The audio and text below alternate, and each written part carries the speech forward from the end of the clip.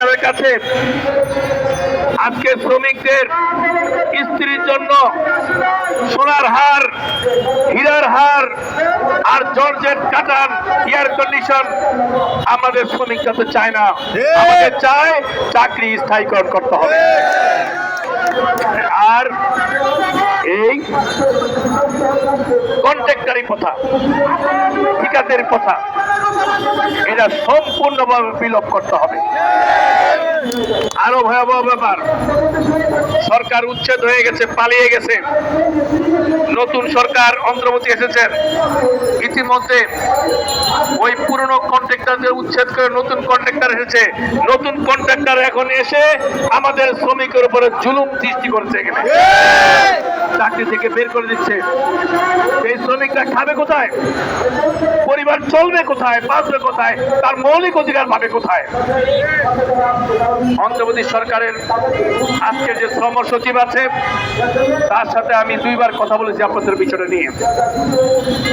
উনি আমাকে বললেন যে ভাই, ওদের দাবি তো ঠিক আছে, আমরা ওদের ওই কন্ট্রাক্টর যে টাকা পয়সা এদের নিয়ে ছিনিমিনি করে এটাকে যেন না করতে পারে, এই জন্য অর্থ মন্ত্রণালয়ে আমরা একটা নোটিশ দিয়ে দিয়েছি, সাজেশন দিয়ে দিয়েছি, দেখি তারা কি উত্তর দেয়।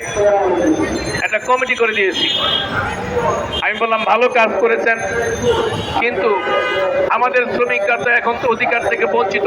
বললো ওদের পিছনে কিছু রাজনৈতিক স্বার্থ শুনেছি, যারা রাজনৈতিক তাদেরকে বলে ভেউ, ওদের পিছনে বেঁচে গেছে, ওদেরকে রাজনৈতিক কালার দিতে যাচ্ছে। অর্থাৎ আপনি এখন যদি বিএনপির অফিসে যান তাহলে আরেক পার্টি কমিউনিস্ট বলবে এই বিএনপি হয়ে গেছে নাকি, জামাত বলবে এই জামাত হয়ে গেছে, ওই আরেকটা বলবে চাষত বলবে চাষত হয়ে গেছে। এইরকম আমি আপনাদেরকে বলবো, আপনাদের দাবি আপনাদের কাছে আসবে ইনশাআল্লাহ, বলে দাবি আপনাদের কাছে আসবে। আপনাদের সবচেয়ে বড় পার্টি, সবচেয়ে বড় দল আপনাদের নীতি এবং একতা ঠিক রাখেন। সবাই যদি নীতি একতা ঠিক রাখেন, না রাখেন, কোন দল কোন পার্টি আপনাদের দাবি আদায় করতে পারবে না। আছে কিনা?